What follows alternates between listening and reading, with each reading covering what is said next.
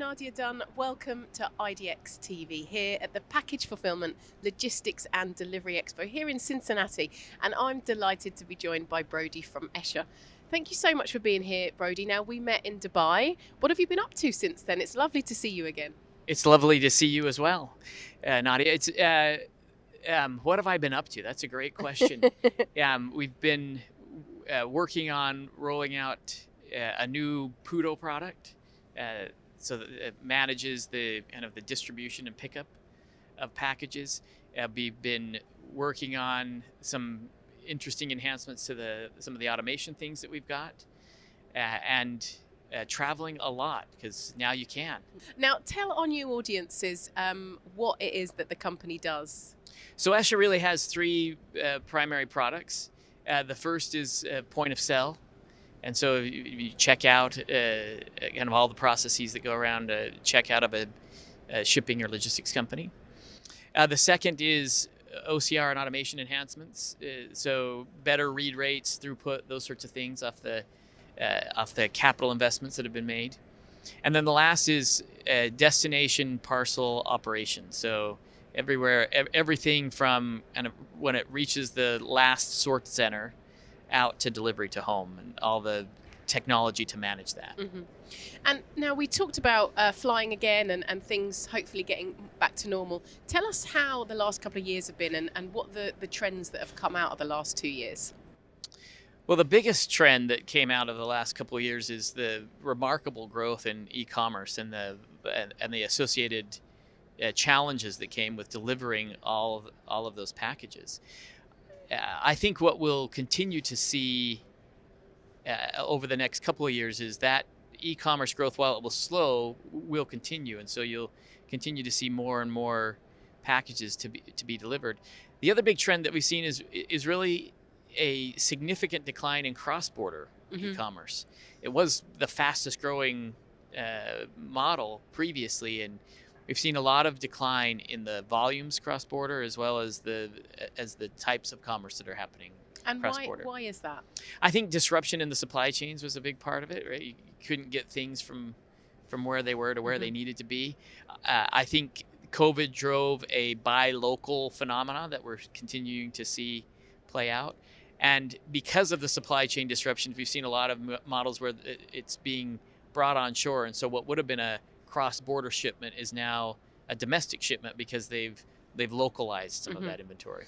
Are some companies going to be able to stay afloat and keep up with those challenges? I think many companies are dealing with those challenges extremely well. It's certainly been beneficial to some of the domestic e-commerce providers as they've seen more revenue and buyers come their direction. It's certainly been a great trend for all the delivery companies. This has been these last couple of years have been the time to be in that space.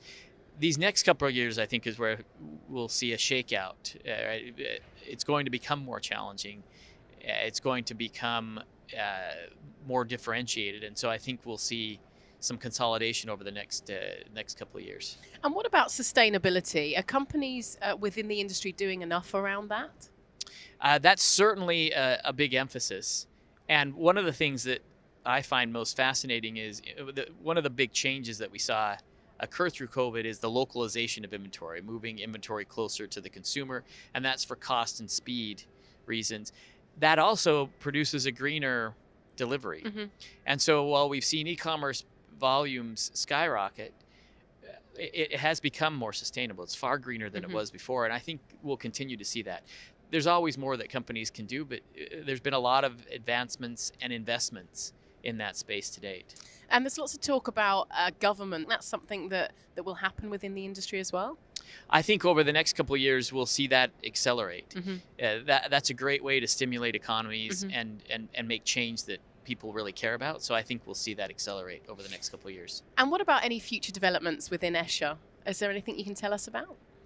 So we're continuing to build out the capabilities around that parcel delivery operations platform to make it more scalable and fit for purpose for some of the larger players, as well as adding new features and capabilities that really allow companies to optimize that last mile and optimize destination parcel delivery operations.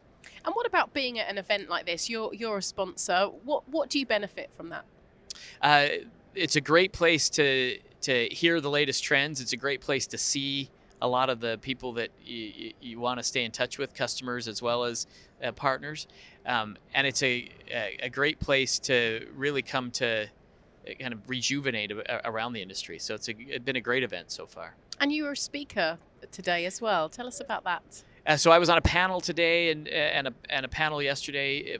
Both great discussions around kind of what's happening with e-commerce and what are some of the big trends that we're seeing in the market today. And what was the main takeaway that you were hoping for people to get from that? The main takeaway is that as we head into what will likely be a much tougher environment, focus on vertical integration, localization, and local delivery, and mobile are kind of the key things to be key areas to be focused on. Great. Well, it's lovely to see you again, Brody. Thank you so much for your time. Thank you. Great to be with you. Thank you. And thank you for watching IDX TV, brought to you by CCL.